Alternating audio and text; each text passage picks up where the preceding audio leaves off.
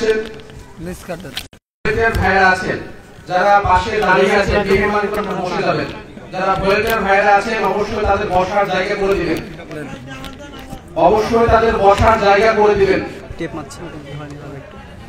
আপনারা একটু সামনে দিকে আগিয়ে আসেন, পিছনে অনেক লোক বসে আছে ভাই, একটু পিছনে অনেক লোকজন দাঁড়িয়ে আছে, রাস্তা বন্ধ করে দাঁড়িয়ে আছে। আপনারা একটু সামনে দিকে আগিয়ে আসেন, পিছে মারবেন মানে নিচে মারবেন কিন্তু এখানে মারবেন। আপনারা সামনে দিকে আগিয়ে আসেন, সামনে জায়গাগুলো ফাঁকা জায়গা পূরণ করুন। আলোচনা শুরু, আপনারা জায়গাগুলো পূর্ণ করেন। আর স্বেচ্ছাসেবক ভাইরা যারা আছেন অবশ্যই কেউ দাঁড়িয়ে না থাকে, সবাই যেন বসে থেকে আলোচনা করতে পারে।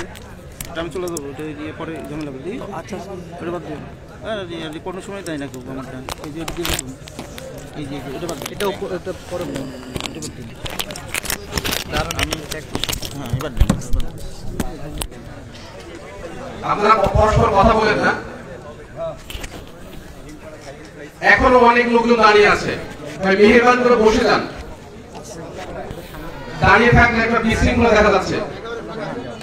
ভাই সাইডে অনেক লোক দাঁড়িয়ে আছে, আপনারা একটু বেরোলে বসতে ভালো হয়, মানে আলোচনা করতে জায়গা ধরতে পারে। আপনারা একটু বসে যান। দুই সাইডে যারা আছেন, রাস্তার যারা দাঁড়িয়ে আছেন মেহেরবান করে বসে যান। সেজন্য ভাইরা আপনারা একটু তাদেরকে লক্ষ্য করুন। বসার জায়গা না থাকলে বসার জায়গা করে দিন।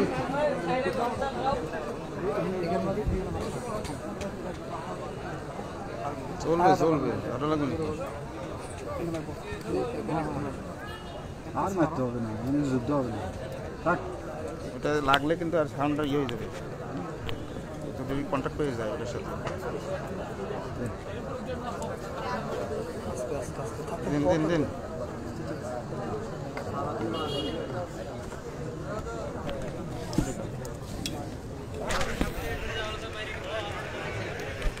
এ পর্যায়ে আলোচনা নিয়ে আসছেন অত্র জালসা প্রধান মেহমান, প্রধান বক্তা ব্রাদার রাহুল হুসাইন, মুর্শিদাবাদ, ভারত। আমি মহোদয়কে তার গুরুত্বপূর্ণ আলোচনা পেশ করার জন্য বিনীত অনুরোধ জানাচ্ছি। এ পর্যায়ে আলোচনা নিয়ে আসছেন ব্রাদার রাহুল হুসাইন, মুর্শিদাবাদ, ভারত।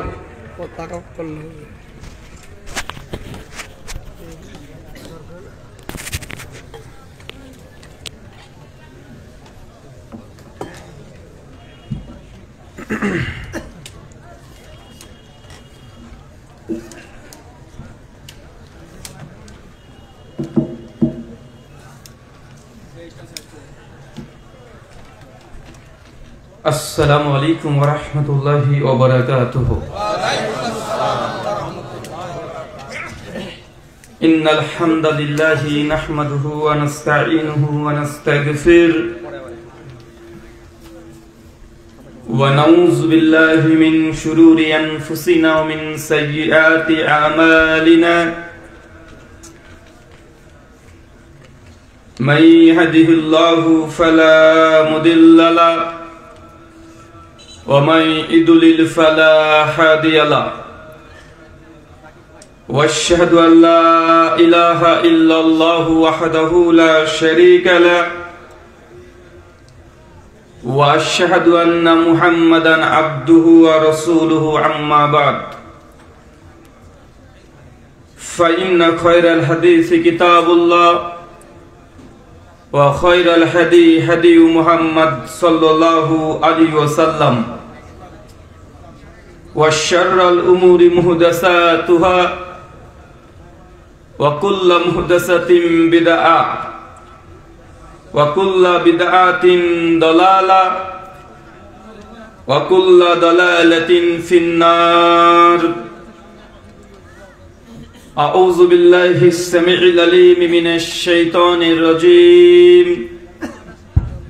من همزه ونفخه ونفسه. يا أيها الناس اتقوا ربكم الذي خلقكم من نفس واحدة وخلق منها زوجها وبث منهما رجالا كثيرا ونساء واتقوا الله الذي تساءلون به والأرحام ইন্নাল্লাহা কানা আলাইকুম রাকিবা ইয়া আইয়ুহাল্লাযীনা আমানুত্তাকুল্লাহ হাক্কা তুকাতিহ ওয়া লা তামুতুন্না ইল্লা ওয়া আনতুম মুসলিমুন ইয়া আইয়ুহাল্লাযীনা আমানুত্তাকুল্লাহ ওয়া কুলু কাওলান সাদীদা ইউসলিহ লাকুম আমালাকুম ইয়াগফির লাকুম যুনুবাকুম ওয়া মান ইউতিল্লাহা ওয়া রাসূলাহু ফাকাদ ফাযা ফাওজান আযীমা ক্বালা রাব্বি ইশরাহ লি সাদরি ওয়া ইয়াসসির লি আমরি ওয়াহলুল উকদাতাম মিন লিসানি ইয়াফকাহু কওলি রব্বি জিদনি ইলমা ওয়া জিদনি ফাহমা। সমস্ত প্রশংসা সেই মহান সত্তা আল্লাহ সুবহানাহু ওয়া তাআলার জন্য, যিনি আমাদের সৃষ্টি করেছেন। শুধু সৃষ্টি করেননি, এই পৃথিবীতে সহস্র কোটি মাখলুকাত সৃষ্টি করার পরেও যিনি আমাদের এই মানব জাতিকে সর্বশ্রেষ্ঠ জাতি, সর্বশ্রেষ্ঠ মাখলুকাত এবং সর্বশ্রেষ্ঠ নবী মুহাম্মদ আরবি সাল্লাল্লাহু আলাইহি ওয়াসাল্লামের উম্মত হিসেবে প্রেরণ করেছেন, সেই মহান সত্তা আল্লাহ সুবহানাহু ওয়া তাআলার সংক্ষিপ্ত শুকরিয়া সুজুদ আদায় করি। তার নিজেরই শেখানো ভাষা দিয়ে সকলে এক বাক্যে পড়ি আলহামদুলিল্লাহ। অতঃপর সহস্র কোটি দুরুদ এবং সালাম বর্ষিত হোক মুহাম্মদ সাল্লাল্লাহু আলাইহি ওয়াসাল্লামের প্রতি। ঝাউবনা পশ্চিম ভাটপাড়া ও চাইপাড়া মহিলা হাফিজে মাদ্রাসার উন্নতিকল্পে এবং পরিচালনায় আজ 25শে ডিসেম্বর আজমুশান ইসলামী আলোচনা সভা, তারিখ 25শে ডিসেম্বর 2024। আজকের এই আলোচনা সভাটিকে সফল করার জন্য যারা সার্বিক দিক থেকে সাহায্য এবং সহযোগিতা করেছেন, তাদের প্রত্যেকের নাম স্বতন্ত্রভাবে নিয়ে শুকরিয়া আদায় করা সম্ভব নয়। তারপরেও আজকের এই আলোচনা সভার সভাপতি, সহসভাপতি, অতিথি এবং বিশেষ অতিথি সহ যারা দূর দূরান্ত থেকে এই আলোচনা শ্রবণের উদ্দেশ্যে দিনী ভাই এবং বোনেরা একত্রিত হয়েছেন এবং পাশাপাশি যারা অর্থ, শ্রম, মেধা, দোয়া এবং পরামর্শ দিয়ে সহযোগিতা করেছেন, আল্লাহ সুবহানাহু ওয়া তাআলা তুমি তাদের প্রত্যেকের নেক নিয়াত এবং নেক আমলগুলোকে কবুল করে নাও, সকলে পড়ি আমিন। মহান সত্তা আল্লাহ সুবহানাহু ওয়া তাআলার কাছে দোয়া, এই প্রার্থনা, আল্লাহ সুবহানাহু ওয়া তাআলা আমরা মানুষ, আমরা কম বেশি ছোট বড় ভুল ত্রুটি বিচ্যুতি গুনাহ পাপ অন্যায় করে থাকি। আজকের এই আলোচনা সভার ওসিলায় আমাদের পেছনের ছোট ছোট গুনাহগুলোকে তুমি ক্ষমা করে দাও, সকলে পড়ি আমিন। সম্মানিত সুধী, বাদ মাগরিব থেকেই বিভিন্ন আলোচক তারা পবিত্র কোরআনুল কারীম এবং হাদিসে মুবারাকাত থেকে অনেক গুরুত্বপূর্ণ আলোচনা আপনাদের সামনে পেশ করেছেন। আজকের এই আলোচনা সভার অন্তিম লগ্নে আপনাদের সামনে উপস্থিত হয়েছি নির্দিষ্ট একটি বিষয়ের উপরে আলোকপাত করার জন্য। আজকে যে বিষয়ে গুরুত্বপূর্ণ আলোচনা হবে, আলোচ্য বিষয় সমকালীন বাংলাদেশ এবং বাংলাদেশী হিসেবে আপনাদের করণীয় কি। বললাম বলেন তো ভাইজান, কথা বুঝতে পারছেন? আলোচ্য বিষয় কি? সমকালীন বাংলাদেশ এবং আপনাদের করণীয়। এখানে আমি বলতে পারতাম যে আমাদের করণীয়, কিন্তু আমি বলতে পারবো না। কেন বলেন তো? জি, যেহেতু আমি বিদেশি, আপনাদের অতিথি হিসেবে এসেছি, আর সাধারণত আলোচনার সমাবেশে এই ধরনের আলোচনা হয়ে থাকে না।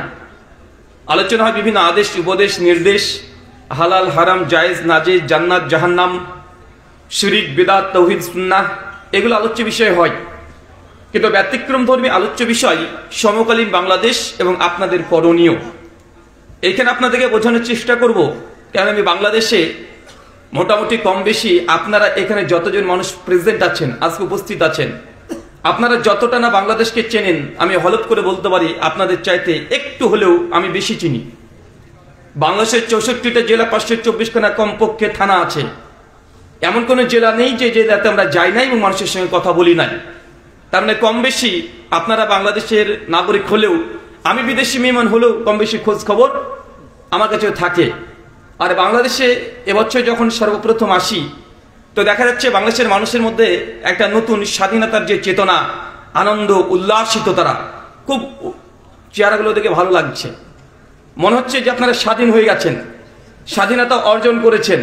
কোনো কারাগারে আপনারা বন্দী ছিলেন, হঠাৎ করেই যদি স্বাধীন মানুষ হয়ে যায়, যেমন মানুষের আচরণ হয়, চেহারা, তাদের অ্যাটিটিউড, তাদের কথাবার্তা, সমস্ত কিছু দেখে মনে হচ্ছে যে আপনারা স্বাধীন জীবন যাপন করছেন, তাই না? আমার আলোচনাতে একটু অপোজিট থেকে আলোচনা করব। আপনি নিজেকে যতটা না স্বাধীন মনে করছেন, আমার দৃষ্টিকোণ বা আমার যতটুকু গবেষণা, আমি মনে করি এখনো স্বাধীনতার কিছুই হয়নি, এখনো স্বাধীনতার কিছুই হয়নি। আর আমি যে জায়গাতে বসে আছি আজকে, এ দাওয়াতি ময়দান, এই চেয়ারটা হতে পারে 5,000 বা 10,000 টাকা দাম, কিন্তু এই জায়গা থেকে কথা বলা অনেক রিস্কি ব্যাপার। কারণ এই জায়গা থেকে যারাই কথা বলেছে তারা সচরাচর স্বাধীনভাবে এই দুনিয়াতে চলাফেরা করতে পারেনি। নবী থেকে একদম নবীর দাওয়াত যারা পৌঁছেছে, প্রত্যেককেই এই মঞ্চ থেকে কথা বলার কারণে তাদের দীর্ঘদিন কারাগারের জীবন ভোগ করতে হয়েছে কি হয় নাই? হয়েছে। অনেক পরীক্ষার সম্মুখীন হতে হয়। পৃথিবীর যে ফিতনা, এই ফিতনার মধ্যে পতিত হতে হয়। নবী ইব্রাহিম একদম সমস্ত নবীদের আদি পিতা বলা হয়, যাকে বলা হয় আবুল আম্বিয়া। মাত্র 5 থেকে 7 জন নবী রাসূল বাদ দিয়ে সবার তাকে পিতা বলা হয়। অথচ নবী ইব্রাহিমকেও এই কথা বলার জন্য, দাওয়াত দেওয়ার জন্য তাকে আগুনে দাউ দাউ করে জ্বলতে হয়েছে কি হয় নাই? কথা বলেন। দাউ দাউ করে জ্বলতে হয়েছে। নবী ইউনূস আলাইহিস সালাম, তিনি আল্লাহর অনেক বড় নবী, সে দাওয়াতি ময়দানে কার্যকলাপ করার জন্যই 3 দিন সমুদ্রের মধ্যে, মাছের মধ্যে, তিমি মাছের পেটে 3 দিন তাকে পরীক্ষা দিতে হয়েছে না? নবী ইউসুফ আলাইহিস সালাম, তাকে কারাগারের জীবনে ভোগ করতে হয়েছে। যতগুলো নবী রাসূল আছে এবং সালফে সালিহিন যারা আছে, অধিকাংশ লক্ষ্য করে দেখা যায় দাওয়াতি প্ল্যাটফর্ম এত কঠিন, এত জটিল, যারা সত্য কথাগুলো মানুষের সামনে বলবে, সেই সময় মানুষের বিরুদ্ধে সমাজ, রাষ্ট্র সবগুলো লেগে যাবে। আমাদের নবীকে মক্কা থেকে মদিনায় বের করে দেওয়া হয় নাই? আল্লাহর নবীর মতো শ্রেষ্ঠ মানুষ আমরা বলি কেউ নেই। শুধু এটা আমাদের সাক্ষ্য নয়, আমাদের শাহাদাত নয়, এই শাহাদাত সেই সময়কার তৎকালীন কাফেররাও দিয়েছিল। যতদিন নবী নবুয়তের দাবি করে নাই, যতদিন পর্যন্ত প্রচলিত ধর্মবিশ্বাস, রাজনীতি, অর্থনীতির ব্যাপারে বলে নাই, ততদিন আল্লাহর নবীকে সবাই আল আমিন এই উপাধি দিয়েছিল। দিয়েছে না? যখনই 40 বছর বয়সেই যার কৈশোর কেটেছে তাদের সঙ্গেই, শৈশব কেটেছে তাদের সঙ্গেই, তাদের বাল্যকাল কেটেছে তাদের সঙ্গে, যৌবন, সবকিছু যাদের সঙ্গে কেটেছে তারাই দেখেছে যে ব্যক্তির মধ্যে বিন্দু পরিমাণে কোনো অমানবিক কিছু নেই। যখনই আল্লাহ নবী ছোট্ট একটা দাওয়াত দিয়েছে, কালিমায়ে তাওহীদ, তখনই মানুষ বিরুদ্ধে চলে এসেছে। আসে নাই? যারাই আলামিন বলেছে তারাই মুহাম্মদ সাল্লাল্লাহু আলাইহি ওয়াসাল্লামকে ধর্মদ্রোহী বলে মক্কা থেকে মদিনায় তাড়িয়ে দিয়েছে। যারা তাকে প্রতিপালিত করেছে তারাই তাকে মক্কা থেকে মদিনায় বের করে দিয়েছে। তায়েফের ময়দানে রক্তাক্ত হয়েছে। উহুদের যুদ্ধে 4খানা তীর আল্লাহ নবীর পায়ে লেগেছে, দাঁত মোবারক শহীদ হয়ে গেছে। এটা হচ্ছে আল্লাহ নবীর সংক্ষিপ্ত সিরাত বলতে পারেন। এই জায়গাটা কি সহজ মনে করছেন? সহজ নয় না। তারপরে বাংলাদেশের প্রেক্ষাপট দেখলে দেখা যায় আসলে এই জায়গাতে যারা আমরা বসি, অধিকাংশ মানুষ সহজ কি, মানুষ মাথায় তুলে নাচে। কেন? কারণ মানুষ যখন কথাগুলো বলে তখন জনসাধারণকে ধরে রাখার জন্য। আপনার মনের মতো গান বলতে হলে গান বলতে হবে বক্তাকে। যদি বিড়ি খানের স্টাইল দেখাতে হয় যাতে আপনারা বসে থাকতে পারেন, হাসানোর জন্য বিড়ি সিগারেট খাওয়ার স্টাইল দেখাবে। ভাই হচ্ছে কি হচ্ছে না? কথা বলেন। যদি আপনাদের পছন্দ হয় 23 ফুট 33 ফুট বক্তা, কমিটি তাদেরকে নিয়ে আসবে। বক্তব্য যেমন তেমন, বক্তাকে দেখতে অনেক মানুষ চলে আসে। আছে না? নাই? কথা বলেন। কেন? বাঙালিদের মধ্যে একটা সময় ছিল যাত্রা হতো, এখন যাত্রা হয় না। বিচিত্রা হতো, ওটা হয় না। পঞ্চরস হতো, হয় না। এখন সবগুলো ফ্লেভার আমাদের ওয়াচ মাহফিলের ময়দানে চলে এসেছে। এসেছে কি আসে নাই? চলে এসেছে। কেন? একের মধ্যে 4-5টা পেয়ে যাচ্ছে। বক্তা এসে বিভিন্ন হিন্দি সিনেমার গান বলছে, আলোচনা করতে 1 ঘন্টা 10খানা গজল বলছে। আছে না? নাই? কথা বলেন। আগে আমাদের নিজেদের সমালোচনা করতে হবে। ইন্নাল্লাহা লা ইউগাইয়িরু মা বিকওমিন হাত্তা ইউগাইয়িরু মা বিআনফুসিহিম। সূরা রাদ সূরা নম্বর 11 আয়াত নম্বর 13 শেষ অংশ। আল্লাহ বলছেন, আল্লাহ সে জাতির ততক্ষণ পরিবর্তন করেন না যতক্ষণ তার নিজেরা নিজেদেরকে পরিবর্তন না করে। আল্লাহ আপনাকে পরিবর্তন করবে? কথা বলেন। আপনি যদি মসজিদে বসে দেখেন 5 ওয়াক্ত সালাত আদায় করেন, দোয়া জিকির আজকার তাসবিহ তাহলিল করবেন, আল্লাহকে আপনাকে ওয়াদা করেছে, আল্লাহকে আপনার সাথে চুক্তি করেছে যে আসমান থেকে খাবার আল্লাহ নাজিল করে দিবে, আপনি ওখানে বসে এসে খাওয়া দাওয়া করবেন না। আল্লাহ চাইলে দিতে পারেন, আল্লাহ দিয়েছেন, খাব্বাবকে দিয়েছেন, আম্মা মারিয়াম আলাইহিস সালামকে দিয়েছেন, কিন্তু আল্লাহ যে দেবেন এরকম কোনো চুক্তি করেনি। বরং আপনি সালাত শেষ করবেন, দুনিয়ার জমিনে ঘুরে বেড়াবেন, রিজিকের অন্বেষণ করবেন। আল্লাহ সুবহানাহু ওয়া তাআলা তিনি আর রাজ্জাক, তিনি আপনাকে রিজিক দেবেন, কিন্তু আল্লাহ চুক্তিবদ্ধ না যে আপনি ইবাদত করলে আল্লাহ আপনাকে অধিক রিজিক দিবে, এমন কোনো চুক্তি আছে? বরং যারা যত বেশি ইমানদার তাদের পরীক্ষা তত বেশি হবে। যত বেশি ইমানদার তত বড় ভয়ঙ্কর পরীক্ষা আপনাকে দুনিয়ার জীবনে দিতে হবে, নবী রাসূলকে দিতে হয়েছে। আজকের আলোচ্য বিষয় সমকালীন বাংলাদেশ এবং আপনাদের করণীয়। ছোট্ট একটি প্রশ্ন, ভাই বলেন তো, আজ থেকে 70 বছর আগে বাংলাদেশ বলে কোন দেশ ছিল? পাকিস্তান, আফগানিস্তান, নেপাল, ভুটান, কাশ্মীর ছিল না। টোটালি একটা সাবকন্টিনেন্ট, বাররে সাগির, ভারত উপমহাদেশ হিসাবে গোটা বিশ্বের জগতে পরিচিত ছিল। তারপর আমরা আস্তে আস্তে সকলে ভাগ হয়েছি, নিজ নিজ দেশকে আমরা স্বাধীন করেছি, অনেক যুদ্ধ, অনেক তৃষ্ণা মানুষের মেটাতে হয়েছে। আমার প্রশ্ন আপনাদের কাছে একটা, অনেকেই বলে জাহালা হাদিস এই সমাজ এমন একটি সমাজ যার ছোটখাটো মাসলা মাসাইল নিয়ে তারা সর্বদা কথা বলে। কে বুকের উপরে হাত বাঁধবে না নাভির নিচে, জোরে আমিন হবে না আস্তে আমিন হবে, 8 টাকার তারাবি না 20 টাকার তারাবি, ফিতরার টাকা দিয়ে দিতে হবে না খাবার দিয়ে দিতে হবে, মহিলারা মসজিদে যেতে পারবে কি পারবে না। আহলে হাদিস মূলত এই 8, 10, 20টা মাসালা নিয়ে তারা কথা বলে। তারা কখনোই রাষ্ট্রে যে ইসলাম যাক এই আন্দোলন তারা কখনোই করে না। ভাই এমন অভিযোগ আছে না? নাই আছে অভিযোগ, দীর্ঘদিন ধরে অভিযোগের তীর আমাদেরকে নিক্ষেপ করা হচ্ছে। আজকে আপনাকে যে কথা বলতে যাচ্ছি, ভারত উপমহাদেশ মাত্র 70 বছর আগে চলে যান, অখণ্ড যখন ভারত ছিল মাত্র 200 বছর আগে চলে যান, ভারত উপমহাদেশ এই বাররে সাগিরকে দীর্ঘ 800 বছর মুসলমানরা ক্ষমতায় ছিল। কারা শোষণ করেছে? 800 বছর মুসলমানরা, 800 বছর মুসলমান মুঘল সাম্রাজ্যের ইতিহাস পড়ে দেখেন। মোহাম্মদ বিন কাসেম 96 হিজরিতে আল্লাহ নবীর সাহাবীদের জীবদ্দশায় মোহাম্মদ বিন কাসেম ভারতে এসেছে, সুলতান মাহমুদ ভারতে এসেছে, এসে করে ভারতবর্ষ তারা রাজত্ব করেছে 800 বছর। বাঙালি মানুষকে বোঝানো হয় যে বাংলাদেশে আপনাদের ইসলাম নিয়ে এসেছে পীর ফকিররা, বলা হয় না? মিথ্যা কথা, ইতিহাস থেকে প্রমাণিত নেই। সাহাবীদের মাধ্যমেই ভারত উপমহাদেশে কি এসেছে? কথা বলেন, ইসলাম। আমাদের ভারতের ইন্ডিয়ার সাউথ ইন্ডিয়া যেটাকে বলে কেরালাতে এখনো 22 জন সাহাবীর কবর এখনো আছে। তারাই প্রথম এই ভারত উপমহাদেশে বাররে সাগির। আমরা তো 70 বছর আগে বাংলাদেশ পাকিস্তান ভাগ হয়েছে, তার আগে গোটাটা ইন্ডিয়া ছিল কি ছিল না? ছিল। তো সেই সময়তে সাহাবীদের মাধ্যমে এই ভারত উপমহাদেশে ইসলাম এসেছে, কোন পীর ফকির ইসলাম নিয়ে আসে নাই। পরবর্তী সময় তারা কোন কোন জায়গায়, কোন কোন গ্রামে, কোন কোন রাজ্যে, জেলাতে তারা ইসলাম প্রচার করছে, এটা ঠিক, তাদের মাধ্যমে এই উপমহাদেশে ইসলাম আসে নাই। কাদের মাধ্যমে এসেছে? সাহাবীদের মাধ্যমে। আর ইতিহাস তো আপনারা জানেন, মোহাম্মদ বিন কাসেম প্রথম ভারতে এসেছিলেন, সুলতান মাহমুদ তারা ছিলেন। 800 বছর মুঘলরা শাসন করেছে, বাবর থেকে শুরু করে অরঙ্গজেব, শাহজাহান, নাম শুনেন না এগুলো? 1-2 বছর নয়। আপনাদের কাছে আমার প্রশ্ন, যারা বলছেন যে আহলে হাদিসরা রাষ্ট্র ইসলাম যাকে চায় না, আমার উল্টো প্রশ্ন, দীর্ঘ 800 বছর ভারত উপমহাদেশে মুসলমানরা ক্ষমতায় ছিল, শাসন করেছে, আমাদের ক্ষমতা আজকে কাফের মুশরিকদের হাতে কেন চলে গেল? এই পয়েন্টটাকে বের করেন। বুঝতে পারলেন না মনে হয়? আল্লাহ আমাদের রাজত্ব দেয় নাই, মুসলমানের ক্ষমতা ছিল না, তা আমাদের অর্জিত ক্ষমতা 190 বছর ব্রিটিশরা তারপরে কেড়ে নিয়েছে। মুসলমানরা লড়াই করে, যুদ্ধ করে, জিহাদ করে ব্রিটিশদেরকে, ইংরেজদেরকে 7 সমুদ্র 13 নদী পার করে একদম ভারতকে ত্যাগ করে দিয়েছে, করেছে না? তারপর আমাদের শাসন এখন মুশরিকদের হাতে চলে গেছে। কাফেরদের হাতে চলে গেছে, দীর্ঘ 70 বছর ধরে তারা রাজত্ব করছে। আমার প্রশ্ন এইখানে যে আমাদের কাছ থেকে ব্রিটিশরা ক্ষমতা নিয়ে নিয়েছে, তো ক্ষমতা ফিরে পেলে আমাদের হাতে আসবে, তাদের হাতে গেল কেন? বুঝতে পারেননি মনে হয়। বাড়ি চুরি আমার করেছে, কথা বুঝতে পারলেন না ভাইজান?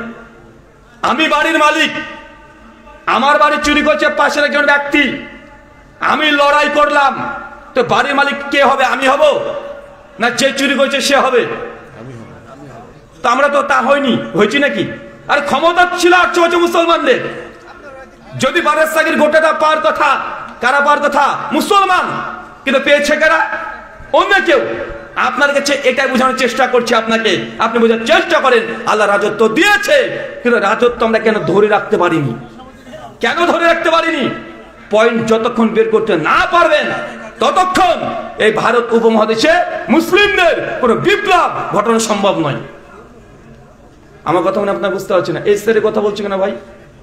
এই তোমরা ডিস্টার্ব করছো কেন? এত কথা বলো না, সরো সরো, এত কথা বলো না, বসে পড়ো।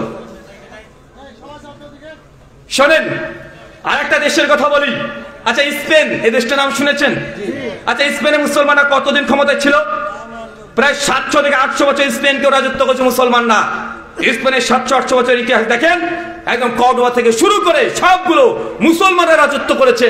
কয়েক শত বড় বড় মুসলিম আলেম ওলামা তারা ওখানে জন্মগ্রহণ করেছে।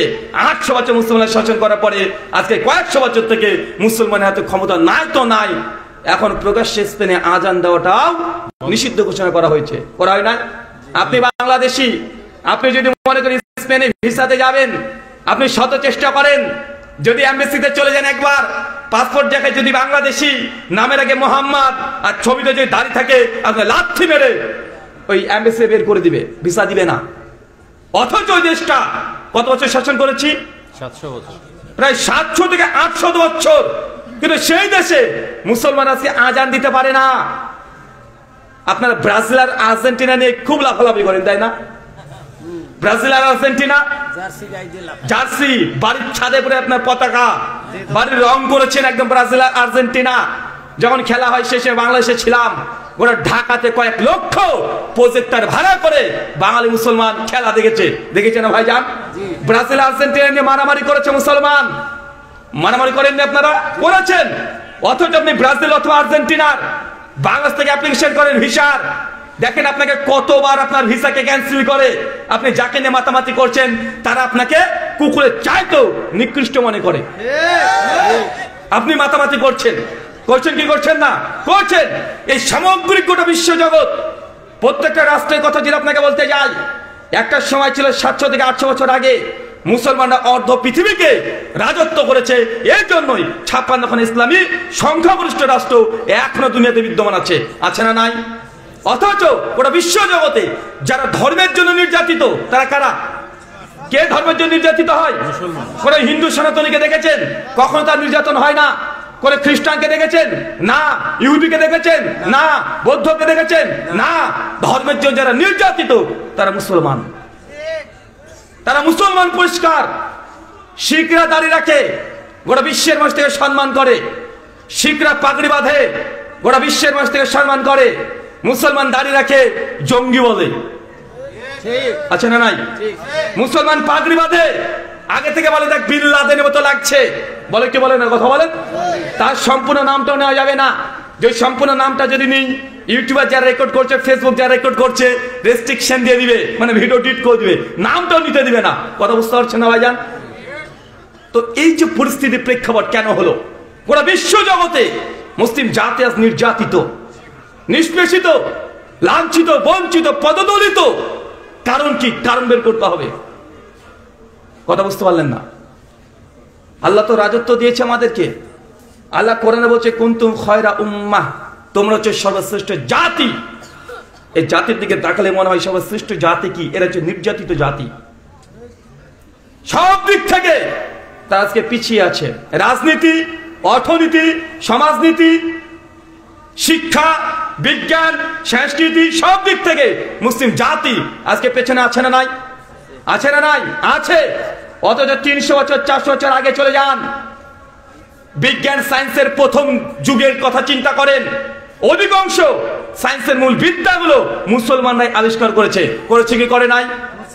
400-500 বছর ধরে কি ঘটে গেল, বিশ্বে কি ঘটে গেল যে মুসলিম জাতি এই 400 বছরের মধ্যে গোটা বিশ্বে তারা আজকে পিছিয়ে পড়েছে। আজকে যা দেখছেন টেকনোলজি আমাদের সামনে আছে, অধিকাংশই 80% ইহুদিদের তৈরি। মাইক্রোফোন কোন মুসলমান তৈরি করেছে না।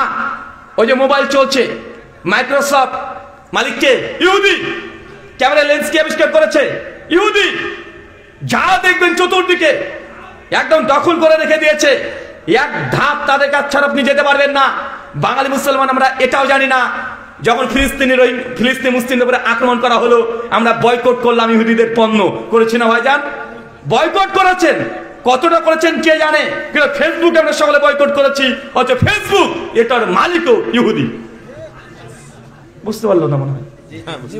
আপনি কতটা পণ্য বয়কট করেছেন আমি জানি না, আমি দেখি নাই, কিন্তু আপনি ফেসবুকে বয়কট করেছেন। এটাও তাদের পণ্য। ফেসবুক কাদের মাল? মালিককে ইহুদি, কট্টরপন্থী ইহুদি। Mark Zuckerberg Bible old testament book of Leviticus chapter 22 verse 6 পরিষ্কার ভাবে বাইবেলের ইহুদিদের একদম কঠোর পন্থা, তাদের যে নীতি ইনকামের 10% তারা ধর্মের জন্য তাদের ফান্ডে জমা করতে বাধ্য। তারা মানে আমরা বছর যেমন 2.5 টাকা কি দিই, জাকাত দিই না, তারা 10% তাকে জাকাত দিতে হয়। মানে আজকে 100 টাকা ইনকাম করলে 10 টাকা তার ধর্মের জন্য তাদের পাদ্রী পুরোহিতের কাছে দিতে হবে, নচেত ইহুদিদের খাতার থেকে নাম তাদের বাদ দিয়ে দিবে। কথা বুঝতে পারলেন না বাজার? গোটা বিশ্ব জগতে মাত্র আছে 1.5 কোটি। কত কোটি? 1.5 কোটি। মানে আপনার ঢাকা উত্তর সিটি কর্পোরেশন আর দক্ষিণ সিটি কর্পোরেশন দুইটা অংশ মিলে যতটা মানুষ, তার চাইতো ইহুদিদের সংখ্যায় গোটা বিশ্বে কম আছে। গোটা বিশ্বের রাজত্ব করা করছে সবকিছু দিয়ে। মূল জিনিস মাথা আজ তাদের হাতে, অর্থনীতি পুরো ইহুদিদের হাতে, টেকনোলজি পুরো তাদের হাতে, পুরো মাল্টিমিডিয়া সিস্টেম সম্পূর্ণ তাদের হাতে। আছে না নাই? আছে। এটা আপনাকে চিত্র দেখাচ্ছি, গোটা বিশ্ব জগতের প্রেক্ষাপট দেখাচ্ছি যে গোটা বিশ্ব জগতে মুসলিম জাতির 400-500 বছরের মধ্যে কি ঘটে গেল। যতগুলো রাষ্ট্র ছিল সব রাষ্ট্রগুলোকে তারা হারিয়েছে, আর যে কটা আছে তারা সবগুলো আস্তে আস্তে ধর্ম বিমুখ হয়ে তারা পশ্চিমা যে কৃষ্টি কালচার, সেই কালচারে তারা স্রোতে গা ভাসাচ্ছে কি ভাসাচ্ছে না? চলেন বর্তমান বাংলাদেশে এবার ঢুকি। এতক্ষণ বিশ্ব জগৎ শুনলেন, এরকম তথ্য দিতে গেলে কয়েক ঘন্টা শুধু আন্তর্জাতিক প্রেক্ষাপট বলা যাবে। টাইমস অফ ইন্ডিয়া আন্তর্জাতিক লেভেলের ইংরেজি পত্রিকা 2015 সালের 13 অক্টোবর পৃষ্ঠা নাম্বার 19 তারা বলছে গোটা বিশ্ব জগতে মানুষের সংখ্যা প্রায় 800 কোটি। কত কোটি? 800 কোটি। ধর্ম আছে 4500। কতগুলো ধর্ম? আপনি কটা ধর্মের নাম জানেন? হিন্দু, মুসলিম, বৌদ্ধ, জৈন, ইহুদি, খ্রিস্টান, 8-10টা ধর্মের নামে বেশি জানেন না, কিন্তু আলাদা আলাদা ধর্ম কতগুলো আছে? প্রায় 4500। মানুষ আছে 800 কোটি, ধর্ম 4500। আর 4500 ধর্মের মধ্যে সবচেয়ে যে ধর্মের অনুসারী জনসংখ্যা বেশি তারা কারা? মুসলিম। খ্রিস্টান 220 কোটি। কত কোটি? 220 কোটি। মুসলমান আছে 170 থেকে 180 কোটি। তৃতীয় হিন্দু সনাতন ধর্ম গোটা বিশ্বে আছে 120 থেকে 130 কোটি। বৌদ্ধ 8 কোটি। ইহুদি 1.5 কোটি। জৈন মাত্র 50 লক্ষ বা 76 লক্ষ এরকম পাওয়া যায়। তার মানে বোঝা যাচ্ছে গোটা বিশ্ব জগতে মুসলিমরা মোটেও সংখ্যালঘু না। সংখ্যালঘু না, আমরা সংখ্যা গরিষ্ঠ। তারপরেও মুসলিম জাতি গোটা বিশ্ব জগতে আজকে নির্যাতিত। চলেন একটা কারণ বলি আপনাকে। এই কারণটা আমার মস্তিষ্কে পোষিত কোনো কারণ নয়। মুসলিম জাতি আজ যে গজবে নিপতিত হয়েছে এর কারণ আমার নিজের পার্সোনাল কোনো কথা থেকে নয়, ডাইরেক্ট আল্লাহ সুবহানাহু ওয়া তাআলা কি কারণ দিয়েছে সে কারণে অনুবাদ করবো আরবি থেকে বাংলাতে। আমি যদি নিজের চিন্তা চেতনা থেকে কথা বলি, আমার চিন্তা চেতনা ভুল হতে পারে কি পারে না? কথা বলেন, ভুল হতে পারে। কিন্তু এই গোটা সৃষ্টি জগৎ রচনা কে করেছেন? আল্লাহ। এই গোটা বিশ্ব জগতে যত রকমের গজব অবতীর্ণ হয় কার পক্ষ থেকে? আল্লাহ দেন। উদ্ধার কে করেন? আল্লাহ করেন। তো মুসলিম জাতি তারা স্বর্ণের যুগে ছিল, হঠাৎ করে গোটা বিশ্বজগৎ নির্যাতিত কেন? এই কারণ কে বলবে? আল্লাহ বলতে পারবেন না? তিনি তো দেন, তিনি বলবেন। চলেন সূরা নূর সূরা নম্বর 24 আয়াত নম্বর 63 শেষ অংশ। আল্লাহ বলছেন আল্লাযীনা ইউখালিফুনা আন আমরিহি আন তুসিবাহুম ফিতনা আন ইউসিবাহুম আযাবুন আলীম। বাংলা মানে, হে নবী, যারা আপনার দুনিয়াতে বৃদ্ধাচরণ করবে, আপনার আদর্শকে ত্যাগ করে অন্য কারো আদর্শকে গ্রহণ করবে, আন তুসিবাহুম ফিতনা, আমি সেই জাতিকে ফিতনা দিয়ে জর্জরিত করে দেব। ফিতনা আসার কারণ কি? কথা বলেন, কত কি বুঝতে পারছে আমার দিকে? ফিতনা আসার কারণ কি? আরে আল্লাহ তিনি বলছেন, যারাই নবীর আদর্শকে লঙ্ঘন করবে, নবীর যে আদেশ করবে তার উল্টো দিকে চলবে, নবী যে কথা বলেছে সেটাকে মানবে না, আনতুসিবাহুম ফিতনা, হে নবী জানেন সেই জাতিকে আমি ফিতনা দিয়ে জর্জরিত করে দিব। মুসলমান আজকে ফিতনা আছে না নাই? আপনি আল্লাহ নবীর আদর্শকে গ্রহণ করছেন না বর্জন করেছেন? আপনি বর্জন করেছেন। এই জন্য বেশি দূর যাওয়া দরকার নেই। আপনার ছোট যে সন্তানের যে ছেলেটা আছে তার চুল কাটার স্টাইলটা একবার দেখেন, তাহলে বুঝতে পারবেন এই চুলটা কার আদর্শে আপনার সন্তান কেটেছে। চুল কাটা দেখেছেন না? দীর্ঘদিন ধরে আপনাদেরকে একটা কথা বোঝানোর চেষ্টা করছি। আমরা যখন আমরা আলোচনাতে বসি নিজে কনফিউজ হয়ে যাই যে আজকে আপনাদেরকে কি নতুন শিক্ষা দেব, কি শেখাবো আপনাদেরকে, কোনটা জানেন না। আরে বাঙালি মুসলমান, তাদের মধ্যে ধর্মীয় অনুভূতি আছে, তারা কম বেশি ওয়াজ মাহফিল শোনে, তারা ইসলামী আলোচনাগুলোতে অংশগ্রহণ করে, জুমার খুতবাতে তারা যায়। তো আপনারা জানেন না এমন কিছু নেই, সব কিছু জানেন। সমস্যা হচ্ছে আমরা মানি না। কি করি না? মানি না। এর কে আছেন যে আপনারা জানেন না যে 5 ওয়াক্ত নামাজ পড়া ফরজ? কে জানেন না? এ হাদিস কে শোনে নাই? মান তারাকা সালাতা মুতাম্মাদান ফাকাদ কাফারা, যে ব্যক্তি ইচ্ছাকৃত নামাজকে ত্যাগ করে দিল ওই ব্যক্তি কাফের। সেই মুসলিম কিতাব ঈমান 253 নম্বর হাদিস। হাদিস জানা আছে না? জানা আছে না নাই? তারপরে যদি আজকে ফজরে 20 জন মুসল্লি না হয়, আমরা কি করতে পারি? কতদিন আর এক কথা বলতে ভালো লাগে? একই আলোচনা, একই কোয়ালিটির আলোচনা, আর কতদিন আমি আলোচনা করব?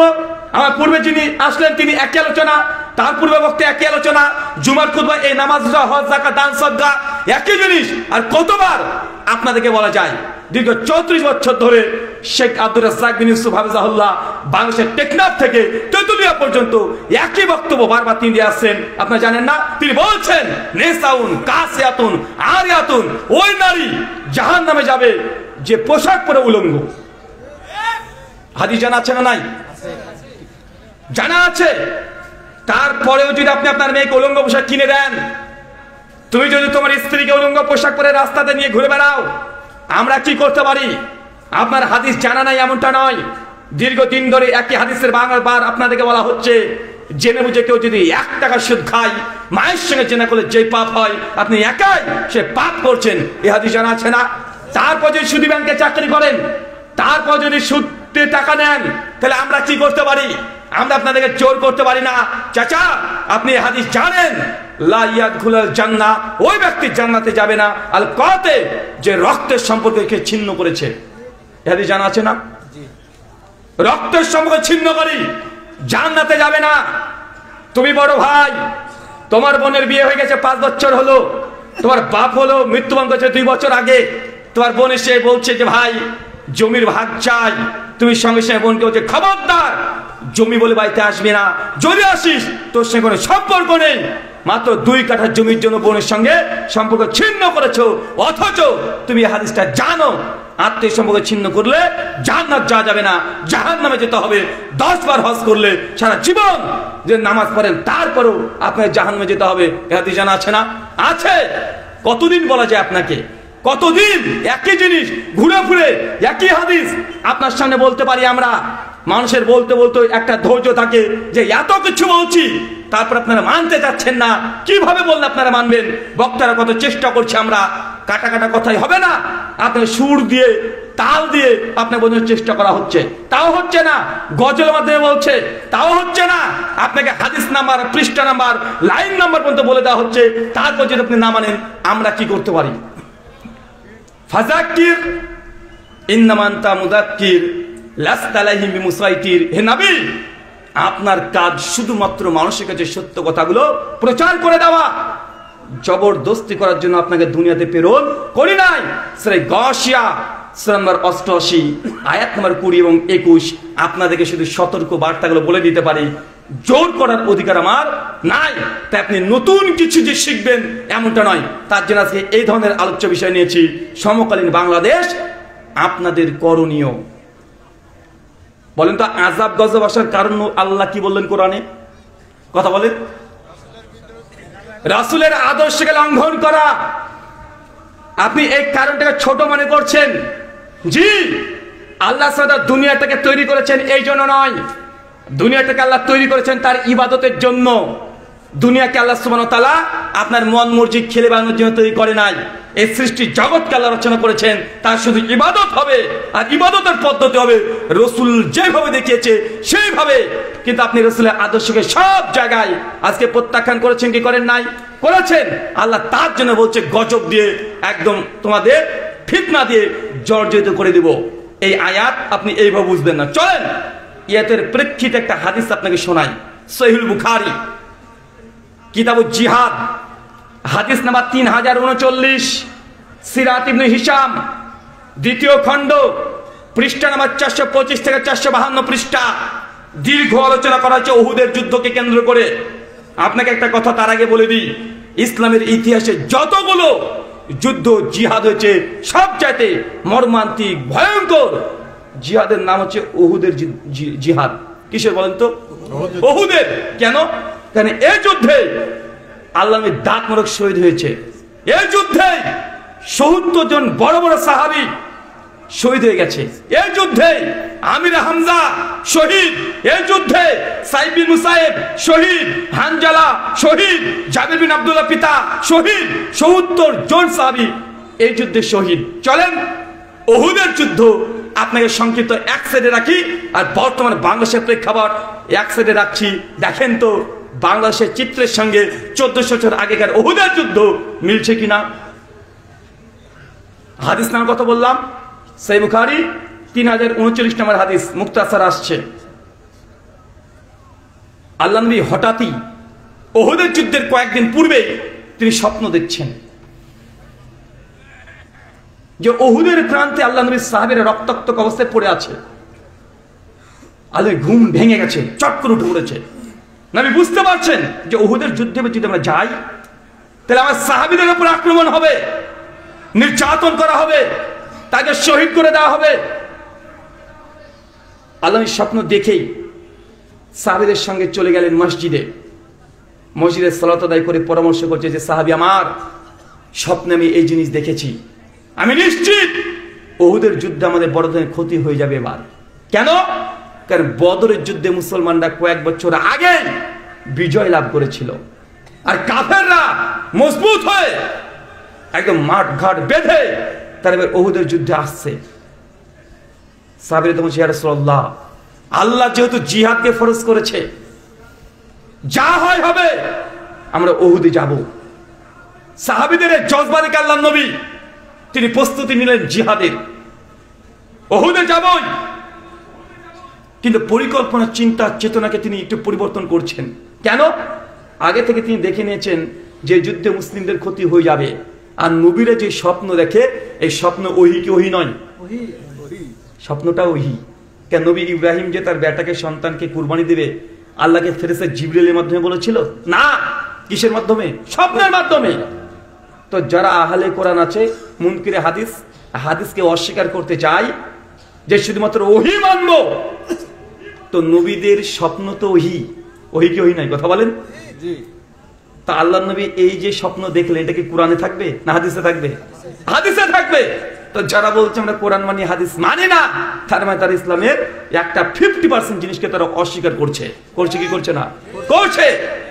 আল্লাহ নবী সাহাবীদেরকে পরামর্শ করে তিনি কিছুদিন পরেই উহুদের প্রান্তে চলে গেলেন।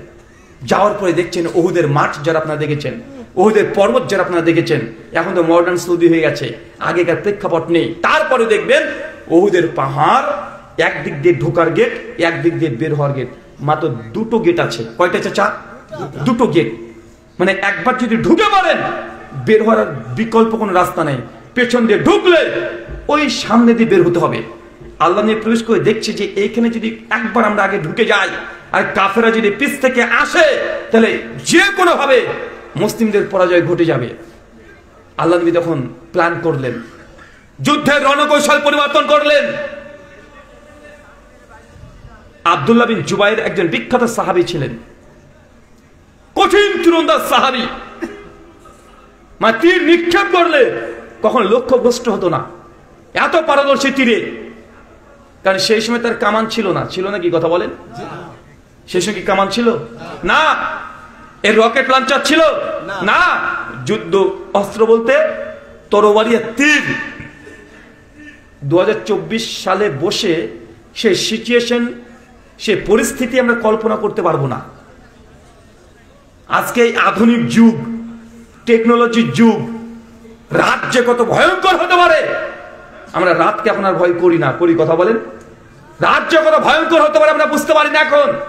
আধুনিক যুগ, রাত যত বেশি হয় তত রাতের সৌন্দর্য ঝংঝর করে পড়ে না?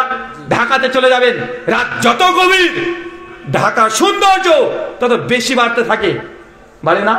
রাজশাহী চলে যান, যত রাত গভীর হবে তত সুন্দর লাগে রাজশাহীকে। কলকাতা চলে যান, রাত যত গভীর সৌন্দর্য তত বৃদ্ধি পেতে থাকে। কিন্তু এটা তো এখন আধুনিক যুগে আপনি দেখছেন। আজ থেকে 1400 বছর আগে রাত ছিল অন্ধকার, রাত ছিল ভয়ঙ্কর, রাত ছিল গভীর ভয়ঙ্করের কারণ 20 বছর 30 বছর আগে যারা চাচা এখানে বসে আছেন, যখন গ্রামগঞ্জে ইলেকট্রিসিটি ছিল না, যে সময় ইলেকট্রিক পাওয়া যেত না, হারিকেনের আলোতে আপনারা বসে থাকতেন, সেই সময় বুঝতে পারতেন রাত 8টা যে কত গভীর হতে পারে, রাত যে মানুষকে ভয় ঢোকাতে পারে, এটাকে তখন বুঝতে পারতেন না।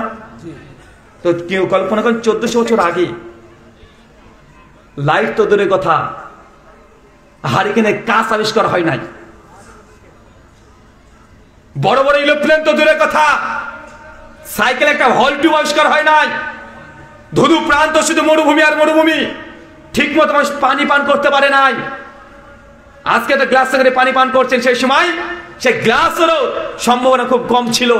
চতুর্দিকে মরুভূমি আর মরুভূমি, খেজুর বৃক্ষ চতুর্দিকে, উত্তপ্ত রোদ, উট চড়ে বেড়াচ্ছে উহুদের প্রান্ত।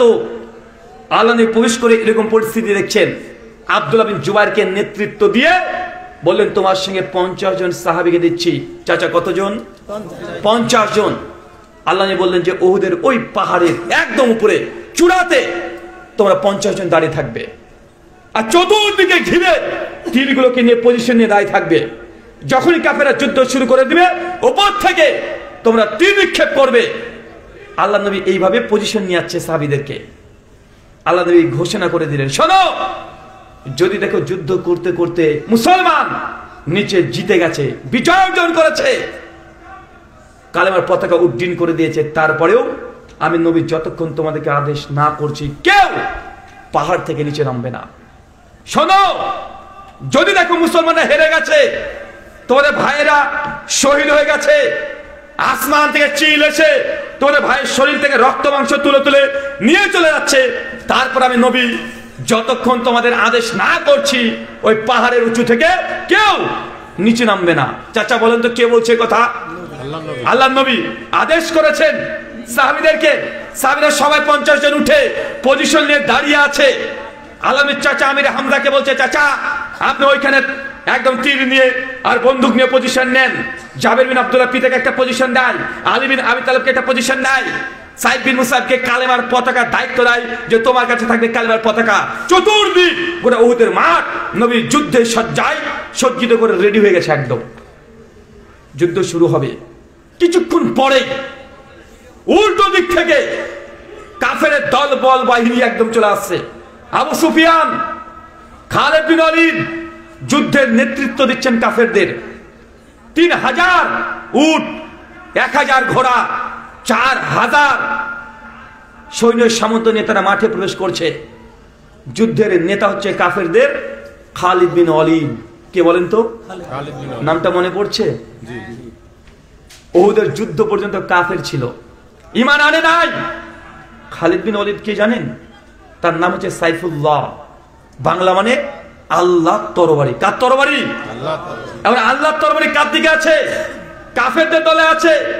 তাকে আল্লাহর তরবারি এই জন্য বলা হয়েছে যে খালিদ বিন ওয়ালিদের জীবনে যতগুলো যুদ্ধ করেছে, যতগুলো যুদ্ধে অংশগ্রহণ করেছে, চাই সেটা মুসলিমদের পক্ষে হোক অথবা কাফেরদের পক্ষ থেকে হোক, কোন যুদ্ধে খালিদ বিন ওয়ালিদ হারে নাই।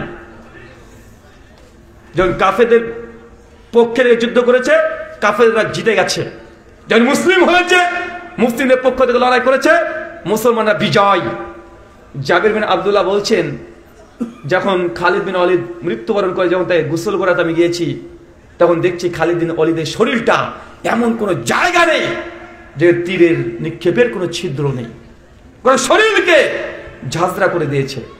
এত যুদ্ধ অংশগ্রহণ করেছে, কিন্তু তারপরেও যুদ্ধের ময়দানে খালিদ বিন ওয়ালিদ শহীদ হয় নাই। কেন বলেন তো? কারণ হচ্ছে এটা যে আল্লাহ থেকে বলেছে সাইফুল্লাহ, যদি কাফেররা তাকে হত্যা করে দেয় তা আল্লাহর তরবারি কি পরাস্ত হতে পারে? কথা বলেন, পরাস্ত হতে পারে? তাই খালিদ বিন ওয়ালিদ এত যুদ্ধ করেছে, যুদ্ধের ময়দানে সে মৃত্যুবরণ করে। কেন? সেটা আল্লাহর তরবারি, কাফের তরবারির কাছে পরাস্ত হতে পারে না, তাই স্বাভাবিকভাবে তিনি মৃত্যুবরণ করেছে।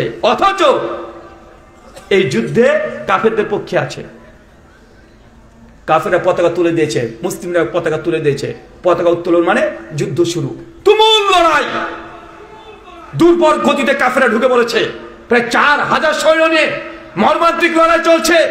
মুসলমানদের সংখ্যা সে সময় মোটেও কম ছিল না, লড়াই চলছে মর্মান্তিক। কিন্তু কাফেরদের সৈন্য সামন্ত, তাদের অস্ত্র শস্ত্র বেশি, মর্মান্তিক লড়াই চলছে।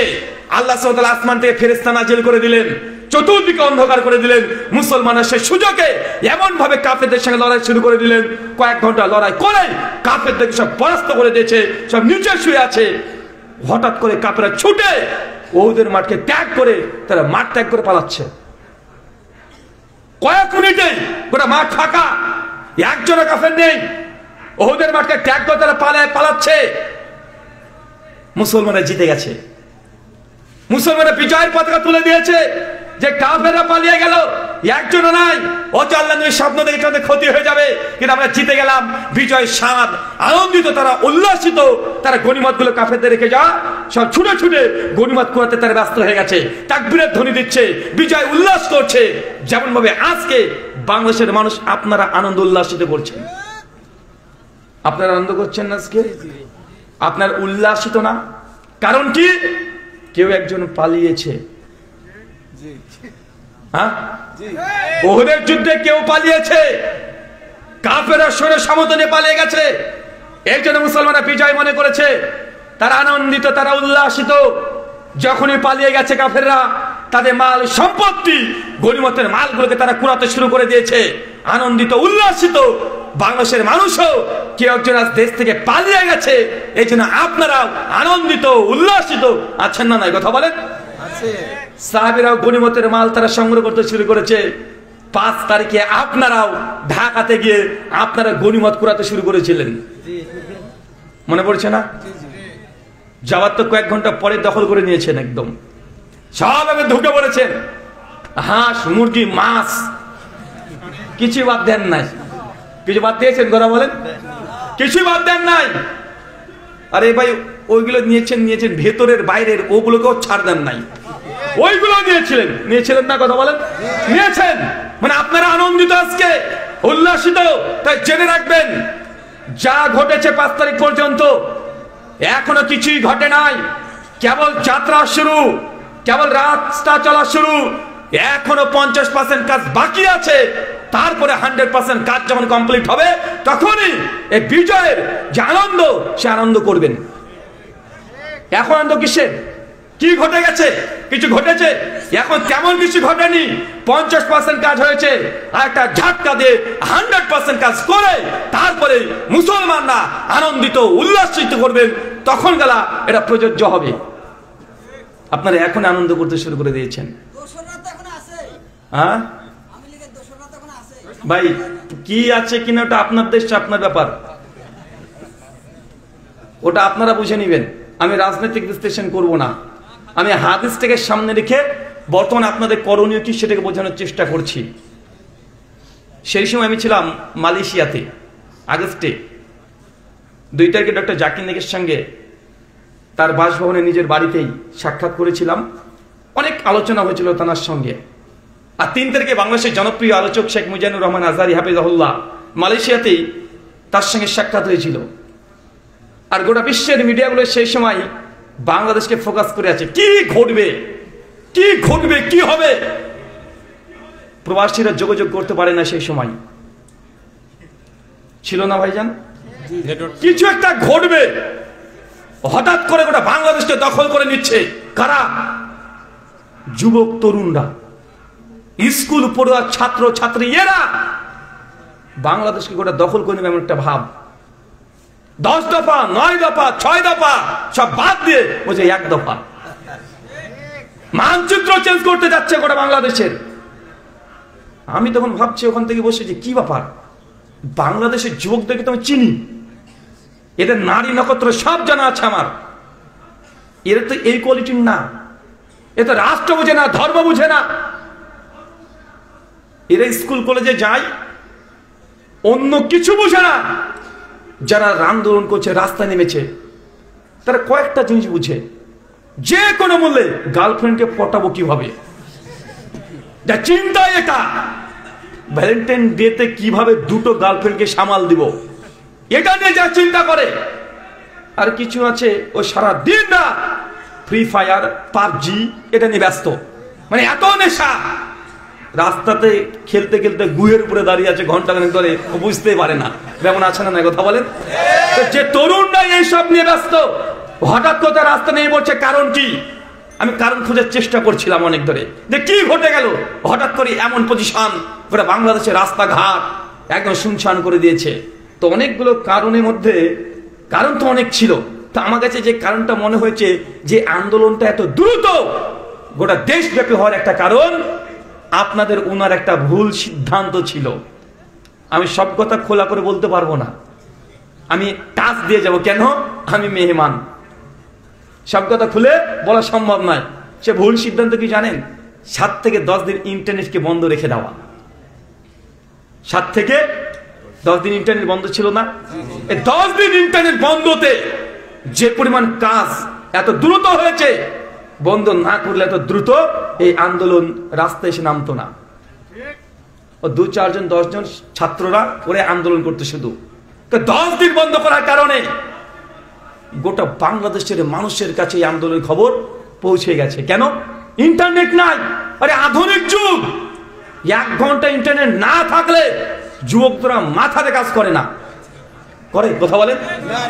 আরে একদিন যদি ইন্টারনেট নাই, 2 দিন নাই, ঠিক আছে, 7 দিন 8 দিন 9 দিন পার হয়ে যায়, ইন্টারনেট নেই, 10 দিন ধরে যুবকরা গার্লফ্রেন্ডের সঙ্গে কথা বলতে পারেনি। তো বলেন তো, যে গার্লফ্রেন্ড না পেলে ও 10 তলার ছাদ থেকে লাফ মেরে মরতে চায়, বিষ খেয়ে মরে যায়, গলায় তরি দিয়ে মরে যায়, 10 দিন ইন্টারনেট নাই, গার্লফ্রেন্ডের সঙ্গে সাক্ষাৎ নেই, ভিডিওতে দেখতে পারে নেই, তো ভাই এতে মাথাতে কাজ করবে? 2 বছরের ছেলে থেকে 102 বছরের বুড়া পর্যন্ত সবাই বুঝে নিয়েছে দেশে কিছু একটা ঘটছে। আরে 2 বছরের ছেলেরও রাগ উঠে গেছে। কেন জানেন? ওই যখন ভাত খেতে যায়, ওই কার্টুন চালাচ্ছে মোবাইলে, কার্টুন চলে না। ভাই আপনার ছেলে কি করে? কার্টুন দেখে না? খাওয়ার সময়তে তো নেট নেই, কার্টুন চলে না। ছেলের মা মেয়ের মারে গেছে, কি ব্যাপার করে নেট নাই করে 4-5 দিন ধরে? বলছে নেট বন্ধ করেছে। কে? ও বন্ধ করে গেছে। তো কিছু বলি রে, আমার ছেলে ভাত খায় না, 2 দিন 10 দিন চলে যায়। তার মানে এই কাজটা মোটে যে কাজটা কম করেনি তা নয়, মানে এই কাজটাও পরোক্ষভাবে জনসাধারণ 10 দিন মানুষকে যে অন্ধকারে রেখে দিয়েছিল, মনে হচ্ছে আমরা আদিম যুগে বাস করছি, মনে হচ্ছিল না যে রাত যে কত বড় হতে পারে। আপনারা সেই সময় বুঝেছেন যে রাত কেন শেষ হয় না রে ভাই, রাত কেন এত বড়, দিন কেন এত বড়, ভাই মনে হচ্ছিল না?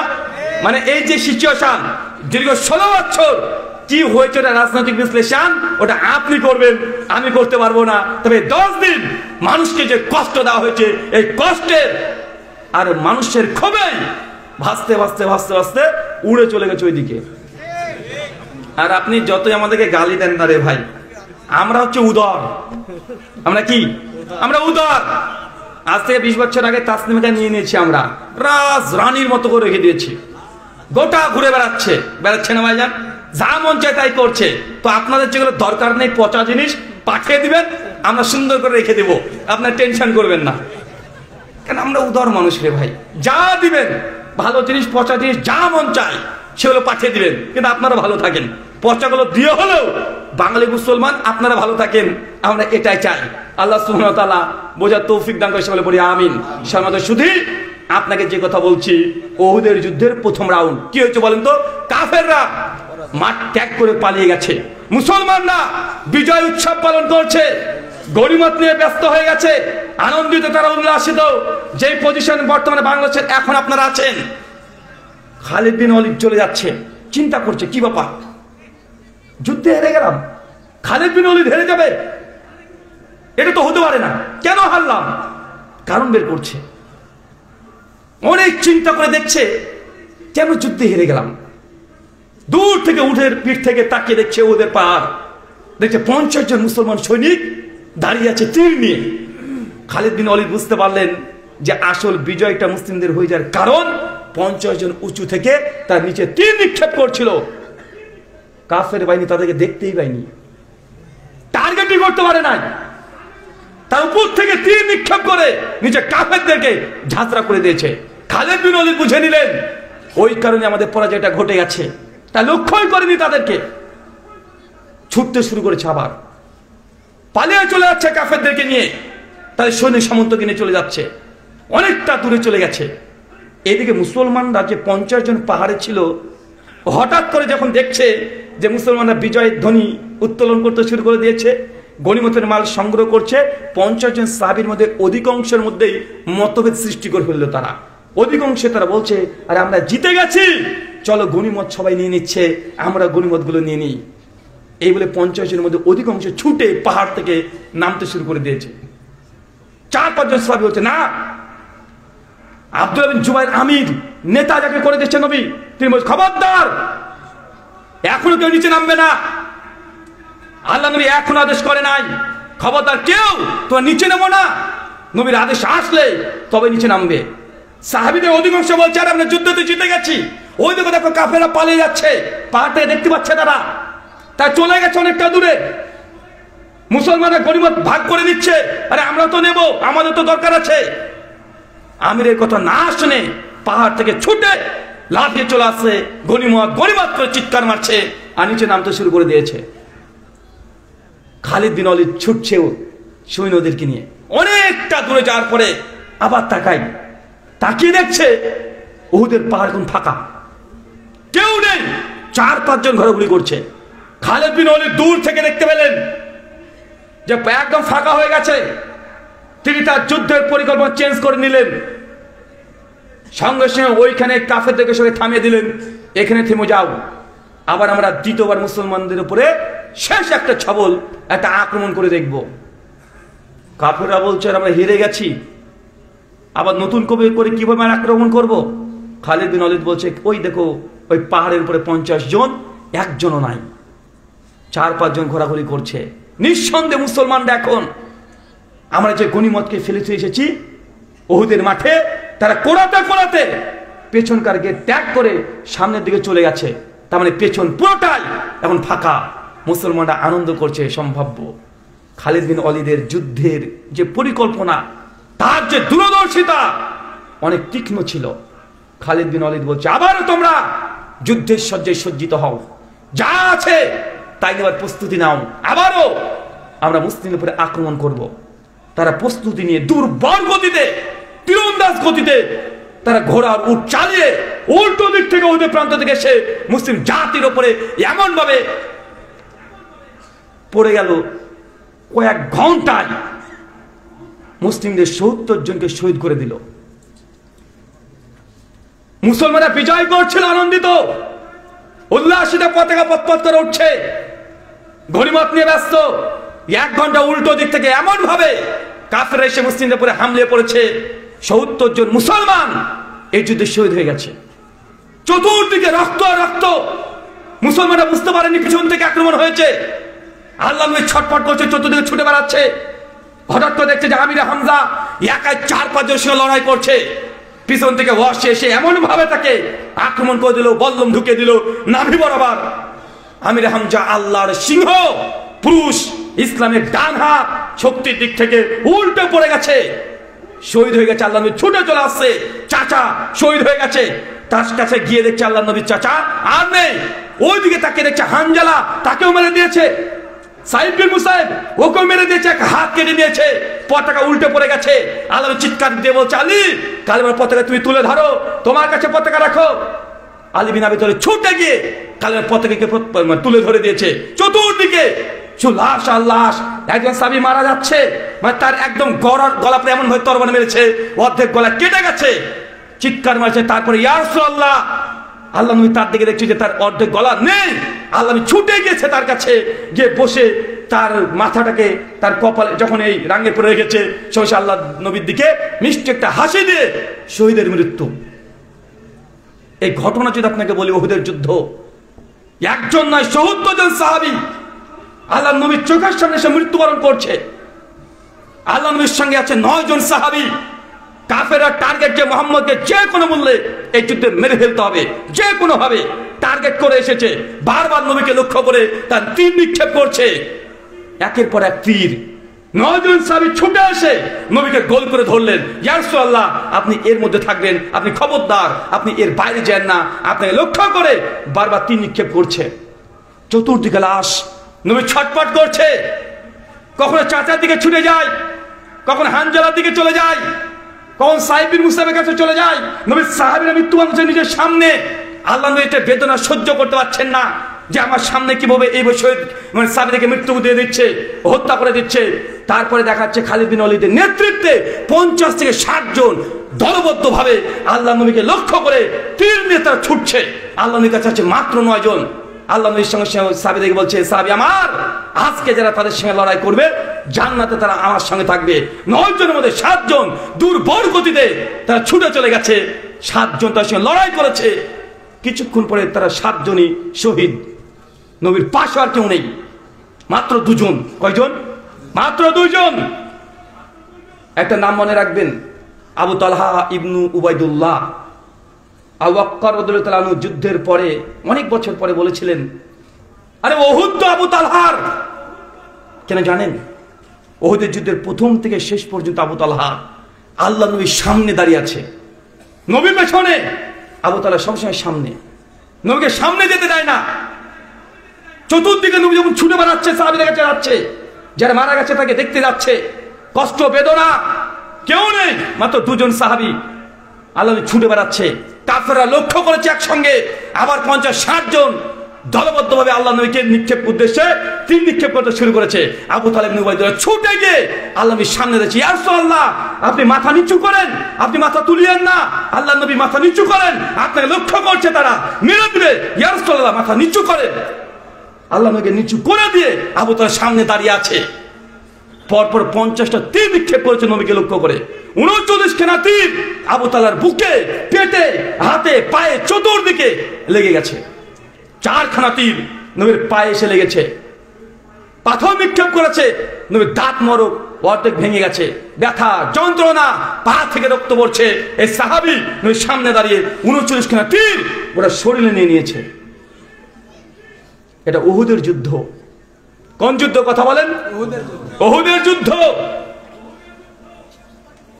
মুসলমানরা প্রথম রাউন্ডে জিতে গেছে, পথ পরিবর্তন হয়েছে। কাফেররা বসেছিল না, তারা অর্ধেক গিয়ে তারা যুদ্ধের কৌশল চেঞ্জ করেছে। তারা উল্টো দিক থেকে মুসলিমদের উপরে আক্রমণ করেছে। এখন আপনি বাংলাদেশকে নিয়ে চিন্তা করেন, বাংলাদেশেও উল্টো দিক থেকে আক্রমণ করার চেষ্টা চলছে কি চলছে না? চলছে। বাংলাদেশকেও উল্টো দিক থেকে আক্রমণ করা, পেছন দিক থেকে আক্রমণ করার অনেকগুলো চেষ্টা চলছে। একটু কান আর চোখ খোলা রাখলে আপনি বুঝতে পারবেন। কেন দেখলেন না?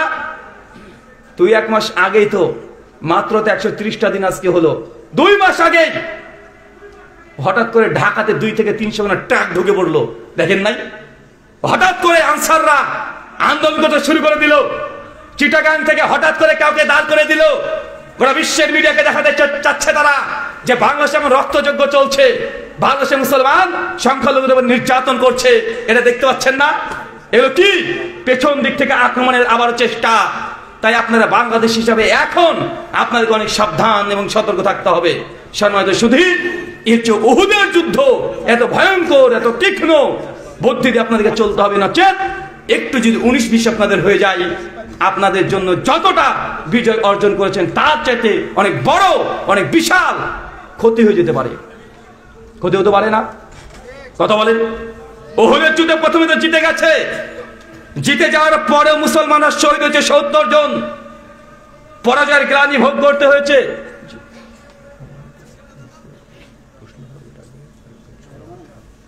ওকে, আপনাদেরকে সাবধান সতর্ক থাকতে হবে। আপনারা মনে করেন না যে তারা মুখ বন্ধ করে বসে থাকবে, তারাও বিভিন্ন কৌশলে পেছন দিক থেকে আক্রমণ করার চেষ্টা করছে। তাই আপনারা আগে যতটা না বুদ্ধি নিয়ে কাজ করতেন, এখন ফেসবুকে একটা কমেন্ট করতে হলেও 10 বার আপনাকে চিন্তা করতে হবে। কারণ তারা একটা খুঁজছে, কোন একটা কিছু খুঁজে বিশ্ব মিডিয়াকে তা দেখাতে চাই, এটা প্রমাণ করতে চাই যে বাংলাদেশের মুসলিমরা এখন অমুসলিমদের উপরে আক্রমণ করছে, ধর্ষণ করছে, মন্দির ভাঙছে। এগুলো তারা প্রমাণ করতে চাচ্ছে না ভাইজান। আমি আগেই বলেছি, আমি বিদেশি, সমস্ত কথা খুলে বলতে পারবো না। সমাজদার কেলে ইশারায় কাফি। অনেকগুলো মিডিয়া দেখছেন যে কত রকমের মিথ্যা প্রপাগান্ডা চালাচ্ছে শুধু কলঙ্কিত করার জন্য। আল্লাহ সুবহানাহু ওয়া তাআলা আমার এই কথাগুলো আপনাদের প্রত্যেকের কাছে পৌঁছানো তুমি তৌফিক দান করে সকলে পড়ি আমিন। আমি আপনাদেরকে আরেকটা এই হাদিসের ঘটনা থেকে সামনে রেখে আপনাকে বলতে চাই। ভাই বলেন তো, এই গোটা যে কাহিনীটা শুনলেন, উহুদের যুদ্ধের গোটা কাহিনী শুনলেন, আল্লাহ নবী শেষ পর্যন্ত যখন দেখছে যে না সাহাবীরা 70 জন মারা গেছে, তিনি আর ফিল্ডে থাকতে চাচ্ছেন না। আল্লাহ নবী আলী বিন আবি তালেব ঘোষণা করে দাও, উহুদে আর থাকা যাবে না, সবাইকে বলে দাও উহুদ থেকে চলে যেতে। আল্লাহ নবী তিনিও ছুটে ছুটে চলে আসছেন। সাহাবীরা, যেসব সাহাবীরা মৃত্যুবরণ করেছে তাদেরকে কাঁধে করে তুলে তুলে নিয়ে আসছে, কারো মামাতো ভাই, কারো চাচাতো ভাই, কারো বড় ভাই, আত্মীয় স্বজন সব নিয়ে আসছে। একটা লাশ পেয়েছে মুসলিমদের মধ্যে, কেউ চিনতে পারছে না, কেউ চিনে না। আল্লাহ নবীকে বলছে, ইয়া রাসূলুল্লাহ, এই লোকটাকে তো আমরা চিনতে পারছি না, কিন্তু আমার মনে হচ্ছে কাফের। একজন সাহাবী বলছে, আল্লাহ নবী, এই লোকটা উহুদের যুদ্ধের আগের রাত্রিতেই আমার কাছে কালেমা পড়েছে, কালেমা পড়েই সে মাঠে এসেছে। সে আমাকে বলছে যে তিনি নাকি স্বপ্ন দেখেছেন যে তিনি ইসলাম কবুল করেছেন, আর স্বপ্ন এটাও দেখেছেন যে আপনার সঙ্গে যুদ্ধে এসে ঠিক এই জায়গাতে কাফেররা তীর নিক্ষেপ করেছে, আর সে মৃত্যুবরণ করেছে, শহীদ হয়ে গেছে। আমাকে বারবার বলেছে যে আমাকে কালেমা পড়াও, আমি মুহাম্মদ সাল্লাল্লাহু আলাইহি ওয়াসাল্লামের সঙ্গে যুদ্ধে যাব। আমি যখন কালেমা পড়ালাম, দেখছি লোকটা ন্যাংরা, চলতে পারে না। সে বলছে আমি যাব, আমি তাকে নিষেধ করেছি, যাও না, গেলে ক্ষতি হয়ে যাবে, তুমি একটা পঙ্গু মুষ্টি করবে। সে বলছে না, আমার একটা তামান্না, আমি নবীর সঙ্গে একটা যুদ্ধ করবই, আমি উহুদে যাব। সে চলে এসেছে। আল্লাহ নবী এই বেচারা শহীদ। আল্লাহ নবী তাকিয়ে দেখছে, সত্যি ওই লোক যেখানে স্বপ্ন দেখেছিল ঠিক ওই জায়গাতে আঘাতটা লেগেছে, ওইখানেই শহীদ হয়ে গেছে। চতুর্দিকে সমস্ত সাহাবীরা নিজেদের আত্মীয় স্বজনকে কাঁধে করে নিয়ে চলে আসছে। হঠাৎ করে আল্লাহ নবী দেখছেন একটা লাশ খুঁজে পাওয়া যাচ্ছে না, লাশ নাই। কে? হানজালা। সবাই বলছে হানজালা কোথায়? আরে হানজালাকে একটু আগে দেখলাম যুদ্ধের ময়দানে 4-5 জনের সঙ্গে লড়াই করছে, হানজালা কই?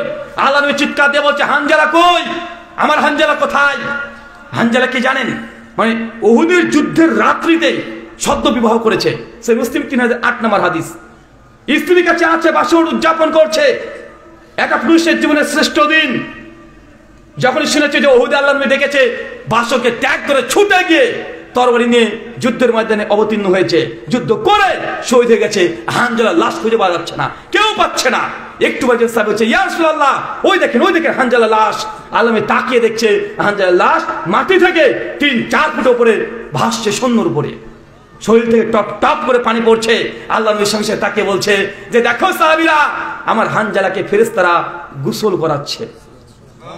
পরে জানা যায় হানজালার স্ত্রী বলেছিলেন যে সেই দিন আমার স্বামী আমার সঙ্গে ফিজিক্যালে গিয়েছিলেন, কিন্তু গোসল করার সময়টা দেয়নি। নবী ডেকেছে, ওই মুহূর্তে বিছানা ত্যাগ করে সরাসরি নবীর কাছে চলে এসেছে। এটা হচ্ছে উহুদের যুদ্ধ। চতুর্দিকে এমন ঘটনা, সমস্ত সাহাবী যখন চলে আসছে, ছুটছে, দৌড়ে পালাচ্ছে, আল্লাহ নবীর দাঁত থেকে রক্ত ঝরছে, পা থেকে গলগলে রক্ত পড়ে চলে যাচ্ছে। আল্লাহ নবী যখন যাচ্ছে, যেতে একটা পাহাড় পেয়েছে, পাহাড়ে উঠতে যাচ্ছে, নবী আর উঠতে পারছে না, পায়ের ব্যথা, উঠতে পারছে না, বারবার উঠছে আর নবী পড়ে যাচ্ছে। আর ওই সাহাবী আবু তালহা ইবনে উবাইদুল্লাহ 39 করে তীর শরীরে ছুটে গিয়ে আল্লাহ নবীর কাঁধে নিয়ে আবার দৌড়তে শুরু করেছে। চিন্তা করতে পারছেন ইমানি জজবা। ইসলাম যদি কি একবার বুঝে নাই, নবীর প্রতি ভালোবাসা যদি চলে আসে, আল্লাহ নবী বলছে, ইয়া রাসূলুল্লাহ, কিয়ামত কখন হবে? আল্লাহ নবী বলছেন, যখন তখন কিয়ামত হয়ে যেতে পারে। বলো তো তুমি কি প্রস্তুতি নিয়েছো, কি আছে তোমার? সাহাবী বলছে, ইয়া রাসূলুল্লাহ, আমি তেমন আমল করতে পারি নাই, তেমন আমি দান সাদকা করতে পারি নাই, আমি হজ যাকাত তেমন করতে পারি না আল্লাহ রাসূল, তবে আমি আপনাকে ভালোবাসি। আল্লাহ নবী, আমি আপনাকে ভালোবাসি, আবু বকরকে ভালোবাসি, এই ভালোবাসা ছাড়া আমার আর কিছু নেই। আল্লাহ নবী তখন বলছে, সত্যি তুমি তোমাকে ভালোবাসো তো জেনে রাখো, কিয়ামতের মাঠে জান্নাতে তুমি আমার সঙ্গে থাকবে। এই যে উহুদের যুদ্ধ, সমস্ত ঘটনা সামারি করে দিই।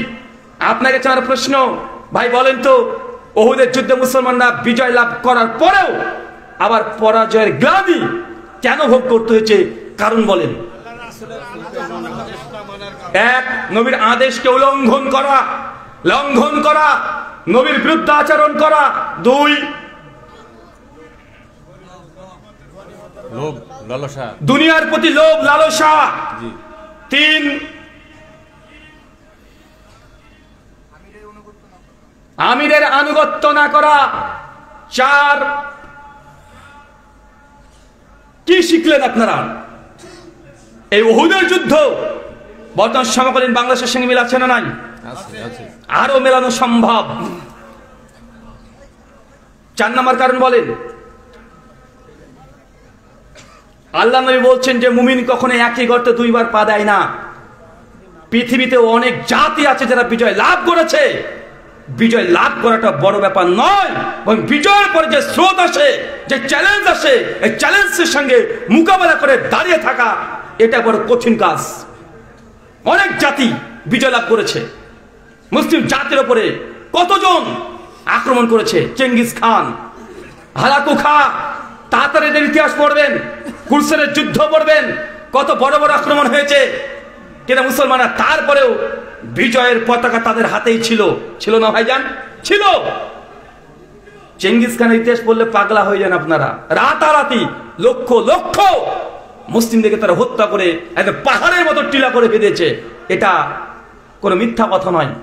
তাতারীদের ইতিহাস যদি পড়েন দেখতে পারবে, সত্যি করায় মানুষকে মেরেছে, মাটিও দেয় নাই, কবরও দেয় নাই, পুড়েও দেয় নাই। তার নেশা ছিল মানুষের পাহাড় তৈরি করে ফেলেছে। চেঙ্গিস খা, হালাকু খা, এরা হচ্ছে এত ভয়ঙ্কর তাদের ইতিহাস। সেই সময়কার যারা ইসলামের বড় বড় নেতা ছিলেন, শাইখুল ইসলাম ইবনু তাইমিয়া রাহিমাহুল্লাহ, ইমাম ইবনু কাসির, ইমাম যাহাবি, ইমাম হাজার আসকালানি, এরা তাতারীদের ইতিহাস দেখে, তাদের বর্বরতা দেখে তারা সেই সময় ফতোয়া জারি করেছিলেন, মনে হয় এরাই ইয়াজুজ মাজুজের গোষ্ঠী। চিন্তা করতে পারছেন তাহলে কত ভয়ঙ্কর তার নির্যাতন করেছে, কত ভয়ঙ্কর নির্যাতন করেছে মুসলিম জাতির। এই উহুদের যুদ্ধ থেকে যে শিক্ষা, সামারি আমি 5টা শিক্ষা দিয়ে দিয়া। 1, নবীর আদর্শকে লঙ্ঘন, আদেশকে লঙ্ঘন। নবী বলেছিলেন নিচে নামবে না, নেমে পড়েছে। 2, যে নেতাকে আনুগত্য করতে বলা হয়েছে সে নেতার আনুগত্য করে নাই। 3, মুসলিমরা মতভেদ করেছে, কেউ বলেছে নিচে নেমে যায়, আর কেউ বলছে না নামবো না। কেউ যারা নেমে পড়েছে তার নবীর আদেশকে না শুনে নিজের যুক্তি, বিদ্যা, কিয়াসকে প্রাধান্য দিয়েছে। আরে যুদ্ধে জিতে গেছে, নেমে চলো।